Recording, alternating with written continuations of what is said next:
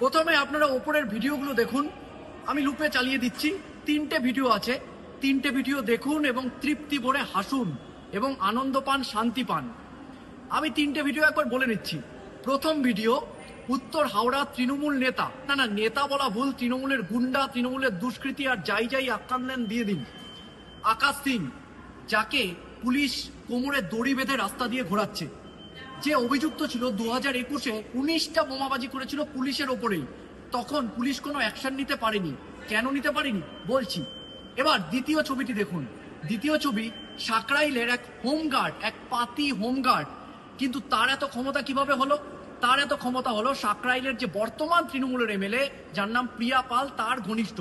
সে নাকি কোটি কোটি টাকার তোলাবাজি করত, তাকেও আজকে কোমরে দড়ি বেঁধে পুলিশ রাস্তায় নামিয়েছে, তাকে গ্রেপ্তার করেছে। এবং তৃতীয় ছবি, হাওড়ারই আরেক জায়গা, মধ্য হাওড়া এবং তার পাশের কিছু জায়গায় পুলিশ আজকে আরো কয়েকজনকে অ্যারেস্ট করে। তার মধ্যে অন্যতম শামীম আহমেদ। এই শামীম আহমেদ হাওড়ার এমএলএ অরূপ রায় ঘনিষ্ঠ।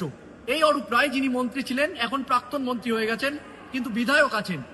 এও তোলাবাজিতে যুক্ত, বোমাবাজিতে যুক্ত, একাধিক কেসে যুক্ত।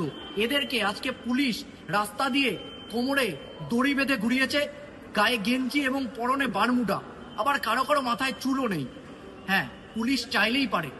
2011 থেকে 2026 পর্যন্ত আমরা বিভিন্ন আন্দোলন দেখেছি। সেই আন্দোলনে স্লোগান তুলতে দেখেছি, পুলিশ তুমি ঊর্ধ্বি ছাড়ো, তৃণমূলের ঝান্ডা ধরো। কিন্তু পুলিশ তখন কিছু করেনি। পুলিশ এতদিন অনেক আন্দোলন হয়েছে, এতদিন অনেক বিক্ষোভ হয়েছে, পুলিশ বিক্ষোভকারীদের লাঠি পেটা করেছে। তার কারণ পুলিশ শাসকের অঙ্গুলি হেলনে কাজ করেছে, বারবার এরকম অভিযোগ উঠেছে। মমতা ব্যানার্জি পুলিশ মন্ত্রী ছিলেন এবং মমতা ব্যানার্জি আইনের শাসন কোনো দিন প্রতিষ্ঠা করেনি। মমতা ব্যানার্জি শাসকের আইন প্রতিষ্ঠা করেছে। আজকে আমরা দেখতে পাচ্ছি পুলিশ চাইলে কি না করতে পারে। পুলিশ চাইলে সব করতে পারে।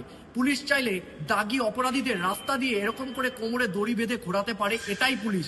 এই পুলিশই তো আমরা দেখতে চেয়েছিলাম, কিন্তু মমতা ব্যানার্জি 15 বছর করতে দেয়নি। এবং পুলিশটাও ভয়ে ছিল। অনুব্রত মণ্ডলের কথা মনে করুন, সেই অনুব্রত মণ্ডল পুলিশকে বোমা ছোড়ার কথা বলেছিল। সোনালী গুহর কথা মনে করুন, সোনালী গুহ পুলিশকে থানায় ঢুকে হুমকি দিয়েছিল, কিন্তু পুলিশ কিছু করেনি। তার কারণ পুলিশ কিছু করলেই তাকে ট্রান্সফার করে দেওয়া হতো, হয়তো সুন্দরবন নালে দার্জিলিং, অথবা ডিমোশন করে দেওয়া হতো।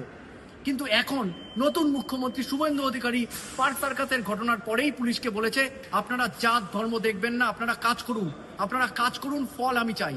এই সেই পুলিশ। আগেও পুলিশ ছিল আর এখন পুলিশ। আগের পুলিশ ছিল মমতার পুলিশ আর এখনকার পুলিশ জনতার পুলিশ।